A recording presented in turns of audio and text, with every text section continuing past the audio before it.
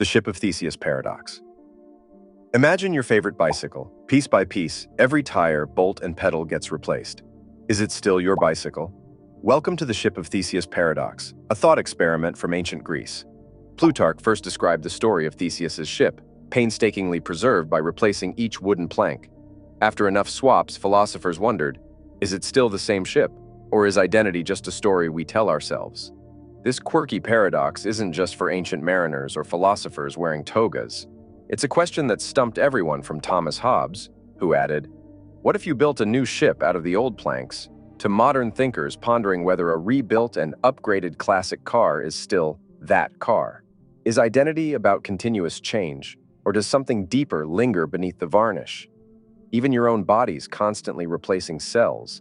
Are you the same person you were 10 years ago, or have you been sneakily swapped out by your own biology? Maybe, just maybe, the real ship was the friends we made along the way. Moral relativism, right or wrong? What if stealing bread isn't always wrong?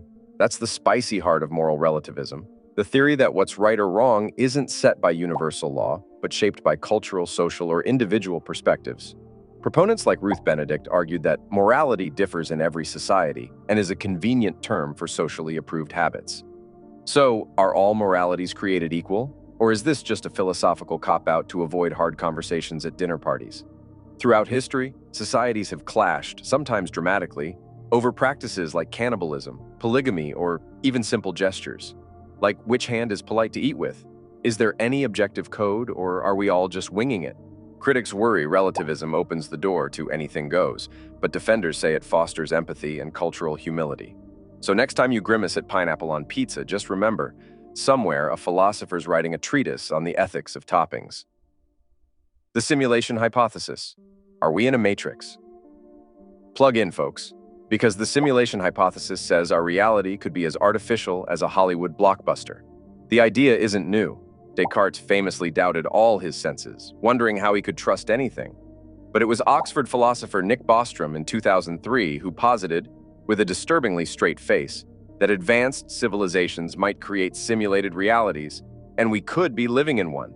Elon Musk amped up the debate, saying, "There's a 1 in billions chance we're in a base reality." Zing! From The Matrix to Rick and Morty, pop culture loves this mind-bender. If everything's simulated, how do we ever know what's real? Would the universe's cosmic programmer fix bugs if we filed a ticket? Is déjà vu just a software glitch? And if this is a simulation, I hope the patch notes next week include free pizza. Utilitarianism versus Deontology, the ethical duel. Who wins in the battle of the ends justify the means versus do the right thing no matter what?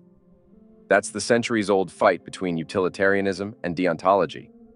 Jeremy Bentham and John Stuart Mill led Team Utilitarianism, urging us to chase the greatest happiness for the greatest number. In the other philosophical corner, Kantian deontologists stand tall, insisting certain acts are right or wrong regardless of outcome.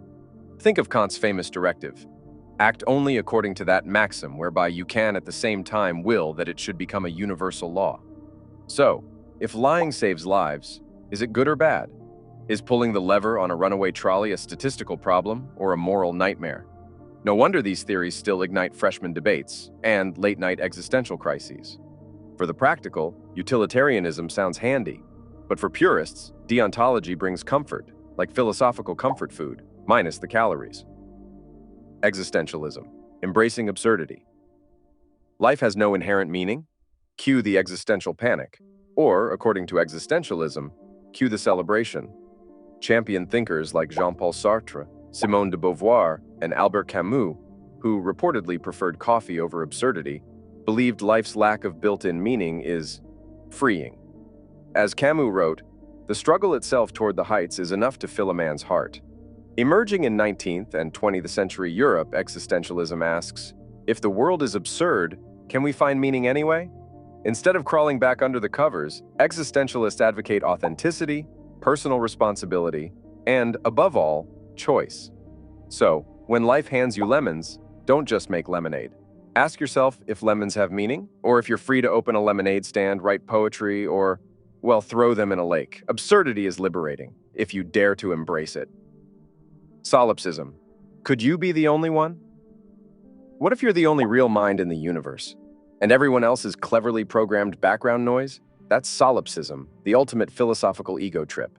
René Descartes toyed with this idea, famously declaring, "I think, therefore I am." But everyone else? Well, that's up for debate. Solipsism's roots are as old as skepticism itself. Yet outside of late-night philosophy parties, it quickly turns lonely. After all, if your reality's just projections, how do you know your barista isn't a figment of your imagination, designed solely to misspell your name? For most, solipsism is fun to ponder, but tough to swallow. After all, if you stub your toe, does the pain only exist for you?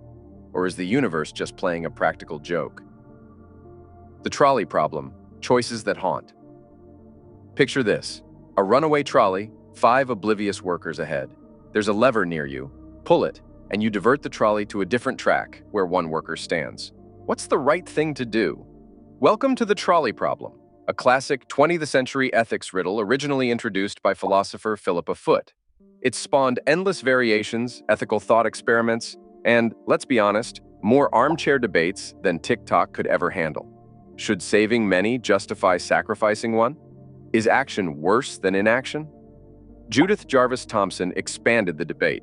Suppose you could stop the trolley with a very, heavy backpack. Still ethical. The trolley problem's charm is its simplicity and its ability to reveal our moral inconsistencies.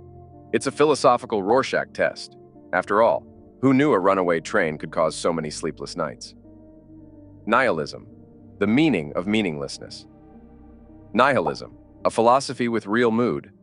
Think of Friedrich Nietzsche's declaration: "God is dead, God remains dead, and we have killed him." Nihilists believe life lacks inherent meaning, values, or purpose. Sounds bleak, right? Yet, in peeling back meaning, some find honesty and even freedom. From Ivan Turgenev's Fathers and Sons to existential dread memes, nihilism pops up wherever people feel the weight of meaninglessness. In Russia, the term even once meant political radicalism. But not all nihilists wallow in despair. Many turn nihilism into a badge of ironic resilience. If nothing matters, why not have fun with it?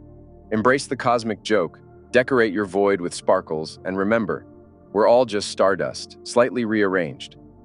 Now, isn't that a comforting thought or just delightfully absurd? Found this video interesting? Leave us a like and subscribe for more videos like this one. Let us know what we should cover next in the comments below.